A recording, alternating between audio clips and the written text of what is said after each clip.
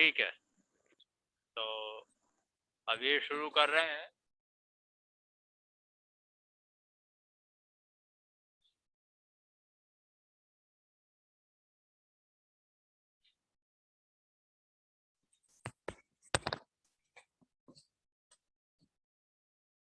तो आज हम आपको बताने जा रहे हैं कि आज का दिन हमारे जीवन का सबसे महान दिन है। आज के ही दिन बाबा मुक्तानंद के गुरुजी के गणेशपुरी आश्रम में शाम को लगभग 5-6 बजे के करीब हमें परमपिता परमेश्वर की कृपा से, भगवान नित्यानंद की कृपा से और सदगुरु मुक्तानंद की कृपा से शक्तिपात हुआ। हमने अपने जीवन में बाबा के संपर्क में आने से पहले कुंडलिनी शक्तिपात के बारे में कुछ भी नहीं सुना था और न ही कुछ जाना था। ये हमारे लिए एकदम से अबूझ पहेली थी, लेकिन फिर भी हम अपने मन में एक भरोसा, एक विश्वास लेकर आश्रम गए और वहां जाकर के साधना और ध्यान तो हम पहले से ही करते थे, लेकिन हमने वहां पर देखा कि बाबा के आश्रम में प्रवेश करते ही, गणेशपुरी आश्रम में प्रवेश करते ही हमें दिव्य शक्ति का अनुभव होने लगा और वो इतना तीव्र था कि जो ध्यान हमारा पहले अपने प्रयास से लगता था, वो ध्यान अपने आप लगने लगा और काफी गहरा लगने लगा।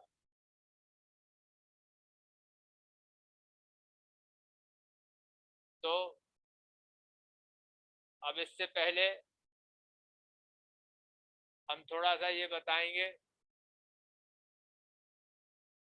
जैसा कि हम अपने टाइम में हमारे पूर्वज नाम की एक किताब हमें पढ़ाई जाती थी स्कूल में। उसमें हम ऋषि मुनियों की, पूर्वजों के रूप में ऋषि मुनियों की कहानियां होती थी। तो उनमें यही पढ़ाया जाता था कि ऋषि मुनि बालक ध्रुव पिता के व्यवहार से दुखी होके जंगल में चले गए और वहां तपस्या करने लगे।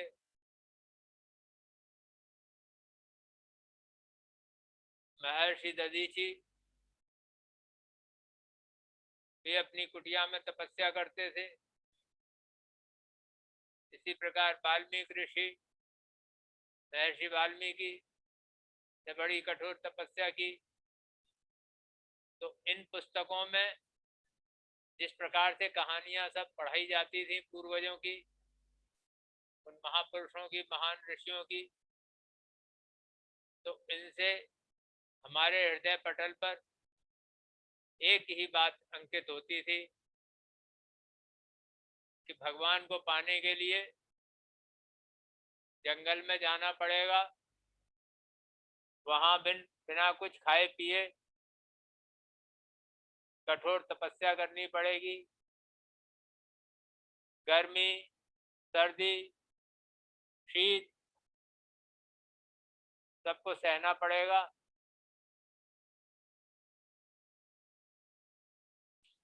और उसका रूप बहुत ही कठोर होता है। हिमालय पर जाना पड़ेगा, पहाड़ों की गुफाओं में तपस्या करनी पड़ेगी, या किसी पेड़ के नीचे बैठ के तपस्या करनी पड़ेगी। ऐसा प्रतिबिंब हमारे दिमाग में, हमारे मस्तिष्क में आ जाता है। लेकिन हमने अपने घर में ही एक छोटा सा मंदिर बना के भगवान का के भजन गाना, ध्यान करना शुरू कर दिया, और हमें ध्यान का अनुभव भी होने लगा। लेकिन जब ध्यान के अनुभव हुए तो जिज्ञासा और बढ़ी, और कुछ देखने का, अधिक गहराई में जाने का भाव पैदा हुआ। तो इस उद्देश्य से हमने कई किताबें पढ़ी, कहाँ जाएं, किसके पास जाएं।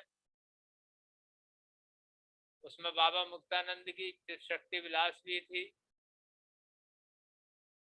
जिसमें हमने शक्तिपात और कुंडलिनी के बारे में पढ़ा।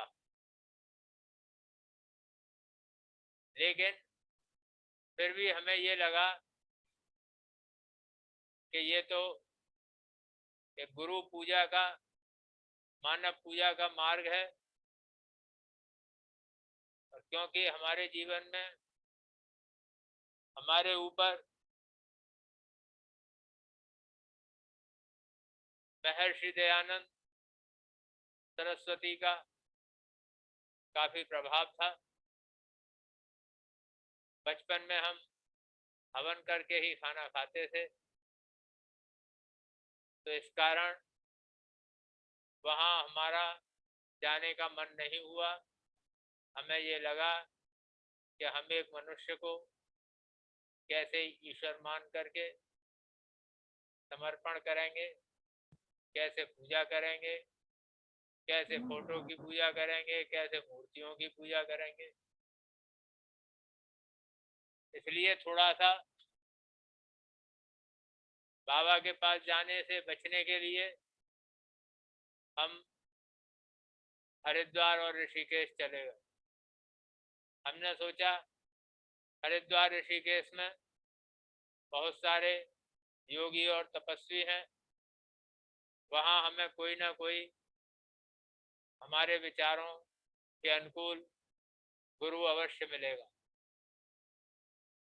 लेकिन जब हम वहाँ गए तो हमें चारों तरफ निराशा मिली, और हमें अपना उद्देश्य पूरा होता दिखाई नहीं दिया। फिर वहाँ से लौटकर हम पुनः घर आए। घर से आकर के फिर बाबा के आश्रम चले गए, और वहाँ जाकर के जैसा अभी हमने बताया कि आश्रम के प्रवेश द्वार में प्रवेश करते ही हमें दिव्य शक्ति का अनुभव होने लगा। अपने आप ध्यान लगने लगा, और वहाँ रहने में बहुत ही अच्छा लगने लगा। सुबह 3 बजे उठते थे, काफ़ी अनुशासित आश्रम था। 9 बजे सभी लोग सो जाते थे। पूरा दिन आश्रम सेवा और ध्यान साधना में, स्वाध्याय में निकल जाता था। तो वहाँ बाबा का ध्यान मंदिर था आश्रम का, उसमें एक ऊपर था और एक उसके नीचे बेसमेंट में था। शुरू में जब हम गए थे तो हमें बेसमेंट वाले ध्यान कक्ष का पता नहीं था, हम ऊपर ही ध्यान करते थे और ऊपर ध्यान करके चले आते। एक दिन हमने एक ऑस्ट्रेलिया के युवा लड़के को नीचे उसमें जाते देखा। उसके बाद से फिर हम भी उस नीचे के ध्यान मंदिर में जाने लगे, ध्यान कक्ष में जाने लगे जो बेसमेंट में था। वहां नित्यानंद बाबा की एक आदमकद पेंटिंग रखी थी, उसके आगे चरण पादुकाएं रखी थी और वहां एक छोटा सा दीपक जलता रहता था। जब हम उसमें गए तो हमने देखा वहां और भी साधक ध्यान करते हैं, फिर हम भी वहां ध्यान करने लगे। और वहां आश्रम में लोगों का ऐसा विश्वास था, साधकों का ऐसा विश्वास था कि नीचे वाले बेसमेंट वाले ध्यान कक्ष में शक्ति कुंज ज्यादा है, वहां अच्छा ध्यान लगता है और बाबा की कृपा वहां बहुत अच्छी होती है। तो वहां करीब 1.5 महीने तक हम लगातार दोनों टाइम ध्यान करते रहे। कभी ध्यान नहीं भी लगता था, कभी लग भी जाता था। आखिर में फिर हम थोड़े से परेशान होने लगे। हालांकि कुल मिलाकर के आश्रम में बहुत अच्छा ध्यान लगता था, अपनी कुटिया में भी अपने आप ध्यान लगता था, इधर उधर कहीं बैठ जाते थे वहां भी अपने आप ध्यान लगता था और लोगों का भी लगता था। फिर हम 1-1.5 महीने बाद हमने बाबा से प्रार्थना की कि बाबा सब कुछ अच्छा है, ध्यान लग रहा है, दृष्टांत भी हो रहे हैं, लेकिन शक्तिपात नहीं हो रहा है, हमें शक्तिपात का अनुभव चाहिए, आप हमें शक्तिपात करो। ये प्रार्थना हम बड़े गहरे दिल से अंतरतम की गहराइयों से करते थे। तो जिस दिन हमें शक्तिपात हुआ, आज के दिन 13 सितंबर को, तो हम पहले ध्यान में बैठे, लेकिन 15-20 मिनट आधा घंटा बैठने के बाद हमारा मन उचट गया, ध्यान नहीं लग रहा था। तो हम बड़े निराश होके उठे और हमने बाबा की जाते समय और आते समय जो चरण पादुकाएं थी उन पर हम माथा टेकते थे। तो जैसे ही हम बाबा की पादुकाओं पर माथा टेकने के लिए झुके, थोड़ा सा ही आगे को झुके थे कि एकदम हमारे ब्रह्मरंध्र में, जो इधर जो कपाल के मध्य में होता है सिर में, इस जगह पर जहाँ ब्रह्मरंध्र का स्थान होता है, वहां से एक विद्युत करंट जैसा करंट हमारे अंदर आया और वो करंट सीधा जो है कुंडलिनी का जो मूलाधार में स्थान है वहां तक गया। हम एकदम चौंक गए, हमने सोचा कि ये करंट क्यों लग रहा है हमें, यहाँ ये बिजली कहाँ से आ गई। हमने ऊपर नीचे हाथ किया, कहीं कोई तार नहीं था, आसपास में कोई मनुष्य नहीं था, हम अकेले ही थे पूरे उस समय उस ध्यान कक्ष में। हमने सोचा कि कहीं कोई भ्रम तो नहीं हुआ। दोबारा हमने माथा टेका, माथा टेकने के लिए हम झुके, तो जैसे ही हम झुके वैसे ही वही करंट फिर हमारे अंदर आया, फिर अंदर आया और फिर हमारे मूलाधार पर जाकर के उसने कुंडलिनी शक्ति को हिट किया। फिर हमें लगा कि कुछ तो है, कुछ हो रहा है। एक बार हमने और करके देखा, फिर ऐसे ही करंट आया, फिर हम वहां से उठे, हमने देखा कोई भी नहीं है यहाँ और ये पता नहीं क्या चमत्कार हो रहा है। वहां से उठ करके हम ऊपर के ध्यान मंदिर में आ गए। वहां बाबा की जो फोटो लगी थी, बड़े बाबा की, नित्यानंद बाबा को बड़े बाबा कहा जाता है और मुक्तानंद बाबा को छोटे बाबा कहा जाता है। तो हम बड़े बाबा की फोटो को और छोटे बाबा की दोनों फोटो को आते जाते समय चरण स्पर्श भी करते थे, प्रणाम भी करते थे,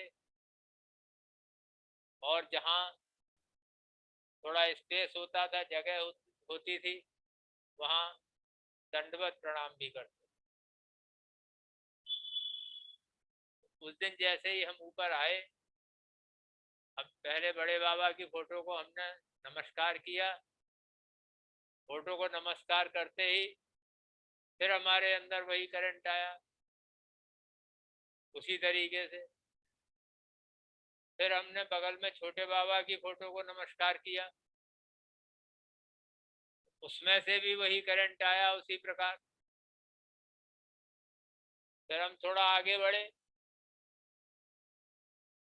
अब हम चाहे बड़े बाबा की फोटो को नमस्कार करें, प्रणाम करें, चाहे छोटे बाबा की फोटो को प्रणाम करें,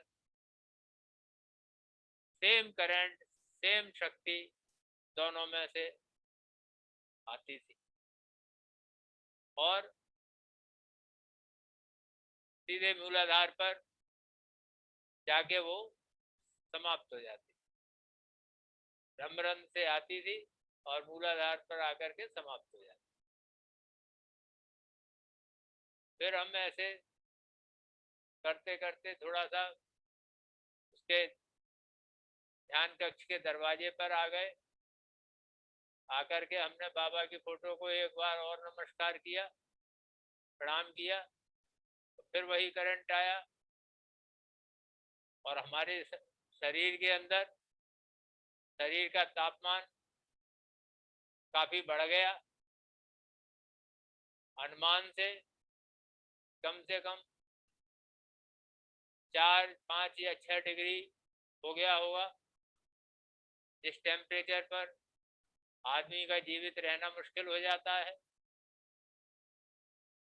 लेकिन सबसे बड़ा आश्चर्य ये था कि हमें कोई छू नहीं रहा था, बिना छुए ही सब कुछ हो रहा था और दोनों बाबा की फोटो से हो रहा था, खाली फोटोओं से ही हो रहा था। नीचे वाले अंडरग्राउंड जो बेसमेंट वाला ध्यान कक्ष था, उसमें भी हम नहीं कह सकते कि वो पादकाओं में से हो रहा था या बाबा की जो फोटो वो पेंटिंग रखी थी उसमें से हो रहा, या वैसे ही कहीं से आकाश में से आ रहा था।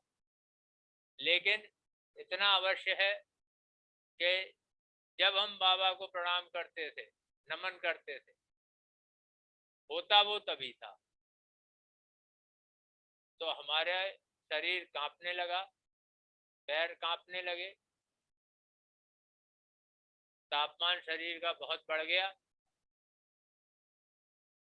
हम ध्यान कक्ष की देहरी पर माथा टेक के उसकी रज को अपने मस्तक से लगा के अपनी कुटिया की ओर आए और ये सोचते सोचते कि ये सब क्या हो रहा है, शक्तिपात हुआ है या क्या हुआ है पता नहीं। हमने कहा किसी से पूछेंगे, तो पता नहीं ये शक्ति कहीं नाराज ना हो जाए। जो शक्तिपात हमें हुआ है ये कहीं वापस ना हो जाए। लेकिन फिर भी जब हम अपनी डॉर्मिटरी के जीने पर चढ़ने वाले थे तो आश्रम का में रहने वाला एक युवा हमें मिल गया। तब हम भी युवा थे उस समय, तो उससे हमारी कभी कभी बात हो जाती थी। तो हमने उससे पूछ लिया कि भाई ये हमें ऐसे ये जो हुआ है ये सब क्या है। तो बोला कि अरे आप तो धन्य हो गए, आपके ऊपर तो बाबा की कृपा हो गई। तब हमें लगा कि शायद जो हम सोच रहे हैं वही ये साधक भी कह रहा है, और ये जो महान कृपा है बाबा की, जो महान शक्ति है,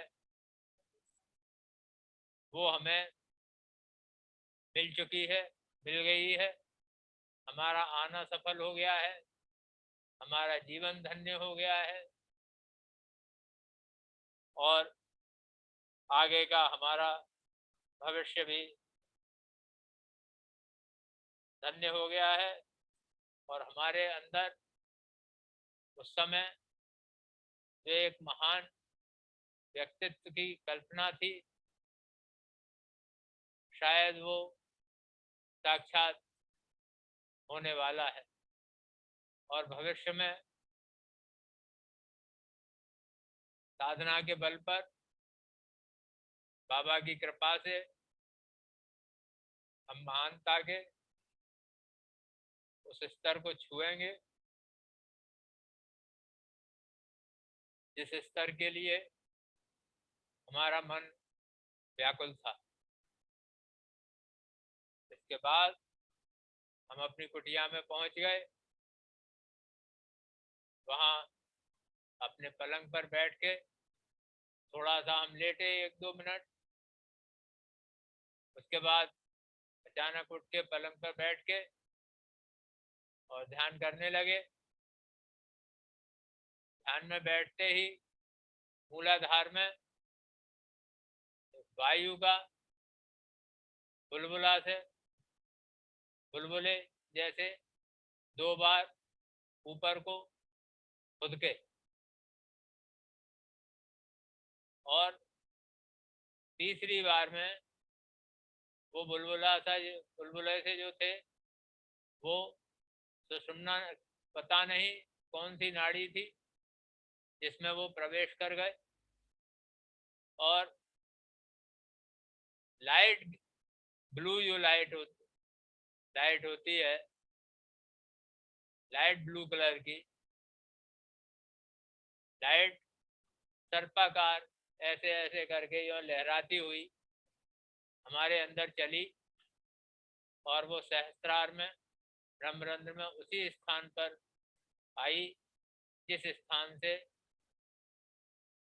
वो विद्युत करंट जैसी शक्ति ने प्रवेश किया था, जिसको हम शक्तिपात की दिव्य शक्ति कह सकते हैं। दोनों में फर्क ये था कि शक्तिपात की जो शक्ति आई थी उसका रास्ता एकदम सीधा था, वो सीधी आई थी, लहराती हुई नहीं आई थी। इसका अर्थ है कि वो किसी और नाड़ी के माध्यम से आई थी, और कुंडलिनी जागृत के पश्चात जो ब्लू कलर की जो लाइट उठी ऊपर को गई सर्पाकार तरंग जैसी, वो लहराती हुई थी, तो वो किसी और नाड़ी से थी। तो नाड़ियों की हम व्याख्या नहीं कर सकते, क्योंकि हमें ना उस समय इतना ज्ञान था और ना अभी इतना ज्ञान है कि हम ये बता सकें कि वो नाड़ियां कौन सी थी। इसके बाद हमारे हृदय में से जहाँ हमारा दिल धड़कता है वहाँ से भी एक लहराती हुई उसी ब्लू कलर की लहर हमारे ब्रह्मरंध्र में आई और वो भी उसी स्थान पर आई जिस स्थान से शक्तिपात की शक्ति ने प्रवेश किया था, और जो मूलाधार से जो लहर आई थी वो जिस स्थान पर आकर के शांत हुई थी उसी बिंदु पर ये भी आई। उसके बाद में हमारे आज्ञा चक्र से ऐसे ही ब्लू कलर की लहराती हुई तरंग उठी और वो भी ब्रह्मरंध्र में उसी स्थान पर आई। तो ये तीनों लहराती हुई ब्लू कलर की तरंगें और शक्तिपात का जो प्रवेश द्वार ब्रह्मरंध्र में, ये एक ही बिंदु था, एक ही स्थान पर आई थी। और ये सारी प्रक्रिया क्षण मात्र में हो गई। हमें किसी प्रकार का कोई कष्ट नहीं हुआ। जैसे लोग कहते हैं कि चक्र भेदन होते हैं, चक्र भेदन में कष्ट होता है, प्राणवायु मूलाधार से उठती है, वो पहले नीचे के स्वादिष्टान आदि चक्रों को भेदती है, फिर सहस्त्रार तक जाती है। ऐसा हमारे साथ कुछ नहीं। हमारे साथ तो सीधी मूलाधार से ब्लू कलर की लाइट तरंग रूप में उठी और सहस्त्रार में आ गई। तो ये तीनों प्रकार की के अनुभव हमें क्षण मात्र में बहुत ही सहज रूप से हुए। इसके बाद में फिर हमारा ध्यान लगने लगा। हम ध्यान की एक बहुत ही गहरी अवस्था में चले गए और उस गहरी अवस्था में हमने देखा एक बिल्कुल ब्रह्म मुहूर्त जैसा स्तब्ध शांत वातावरण, और उसमें ऐसा लग रहा था कि जैसे किसी शब्द की बहुत ही भीषण गर्जना है। कोई शब्द गूंज रहा है लेकिन उस शब्द की गर्जना केवल महसूस हो रही थी, वो इतने भीषण रूप से सुनाई नहीं दे रहा था वो शब्द, जितना कि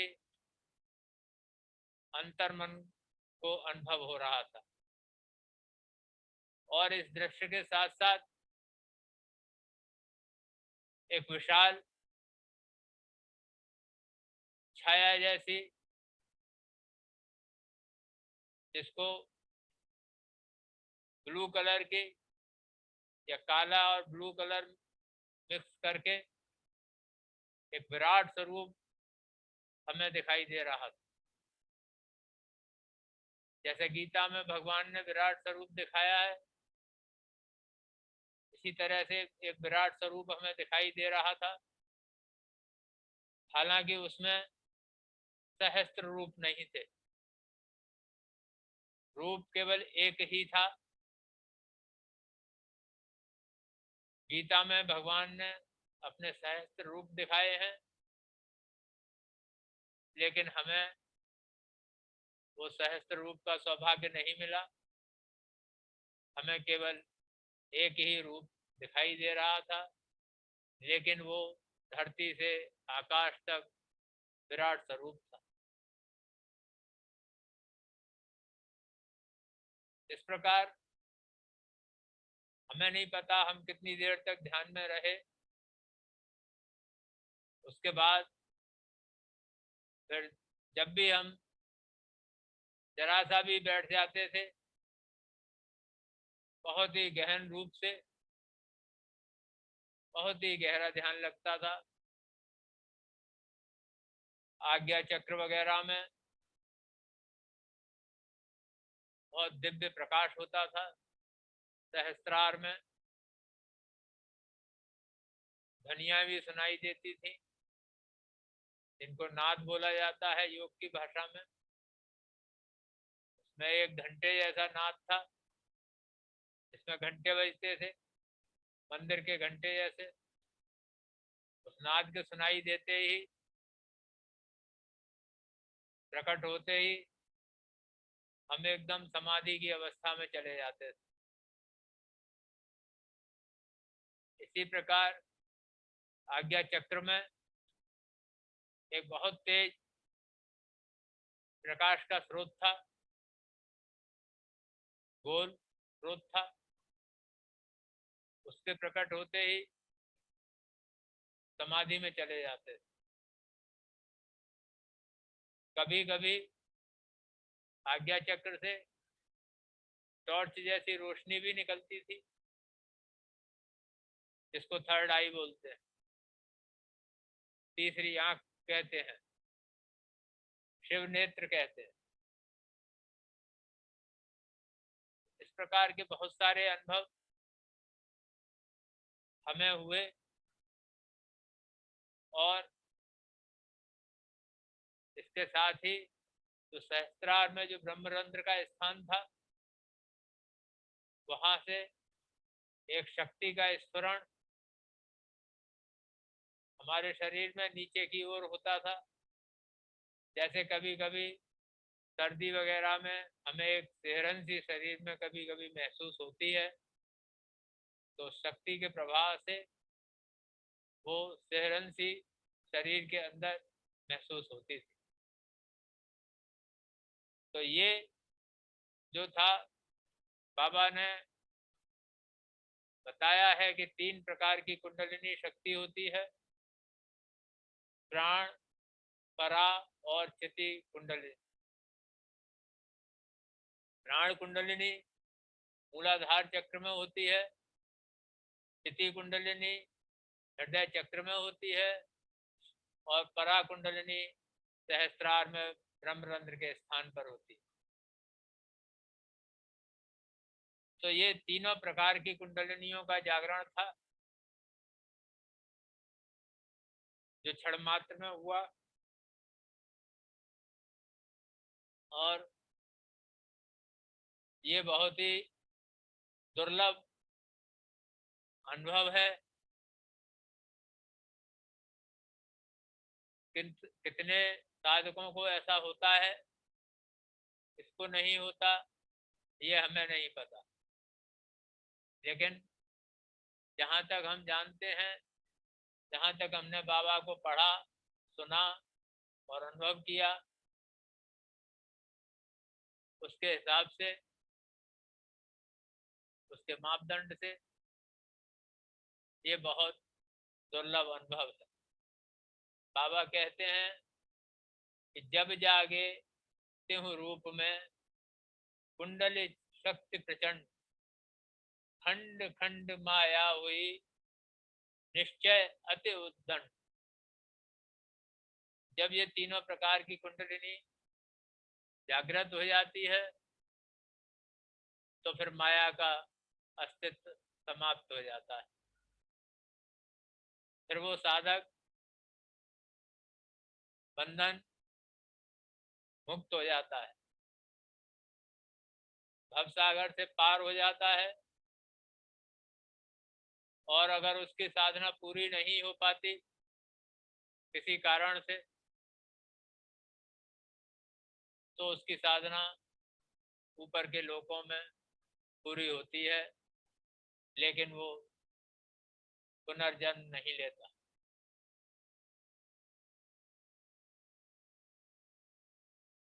तो ऐसी लीला थी बाबा की। और इसमें हमने एक निष्कर्ष और निकाला कि हमने ये देखा कि दोनों बाबा आत्म रूप से समान है। दो रूप, दो शरीर होकर भी वो एक ही है, क्योंकि हमें एक ही समय पर